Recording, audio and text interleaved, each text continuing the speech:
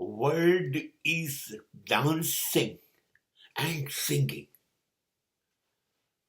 and God is the biggest dancer. Entire world is a dance of Paramatma, and everything is dancing and singing by an order. આ પૃથ્વી, આ બ્રહ્માંડ, આ જગત, આ સંસાર એ ઈશ્વરનું નૃત્ય છે. ઈશ્વરનું નૃત્ય અને સંગીતથી આ વિશ્વ ચાલે છે. ઈશ્વરની કલાકારીગરીનો આ શ્રેષ્ઠ નમૂનો છે.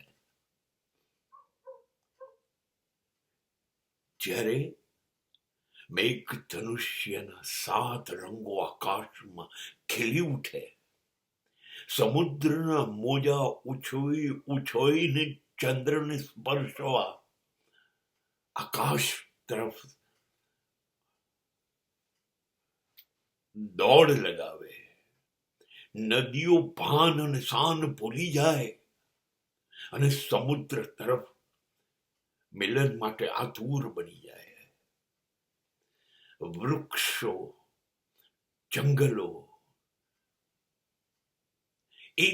એની લીલાશ અને વિનાશ સાચવીને અખંડ જાણે ધૂનમાં લાગી ગઈ હોય.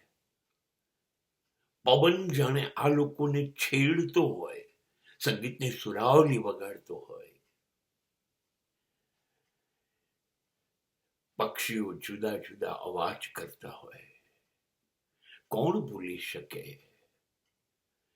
મોરનો ગહેકાટ અને કોયલના કેકારો, કોયલના ટહુકા કોણ ભૂલી શકે?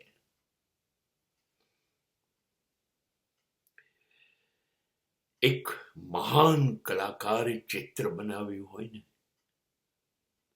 એવું ચિત્ર કેનવાસ પર ઉપસી આવ્યું છે, ને એનો ચિત્રકાર બીજું કોઈ નહીં, પરમાત્મા છે. એને બધાને જોડ્યા છે. એને ધરતી સાથે વાદળને, ધરતી સાથે સૂર્ય, ચંદ્ર અને તારાને જોડ્યા છે. એને પ્રકાશ સાથે અંધકારને જોડ્યો છે. એને વૃક્ષો સાથે પશુ પક્ષીઓને જોડ્યા છે. આ બધાને એને માનવ જાત સાથે જોડી છે. માનવ જાત આ બધા સિવાય સંભવ છે ખરી? ધરતી આપણને અન્ન ન આપે પોષણ તરીકે, ને વાદળ આપણને ન આપે પાણી, સૂર્ય ન આપે ગરમી અને પ્રકાશ,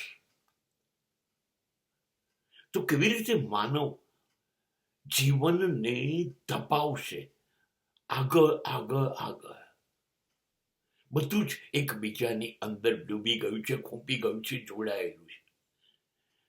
બધા જ કોરસમાં ગાય છે. બધા જ એક જબરજસ્ત સમૂહ નૃત્યમાં જોડાયા છે, જેનો દિગ્દર્શક પરમાત્મા છે.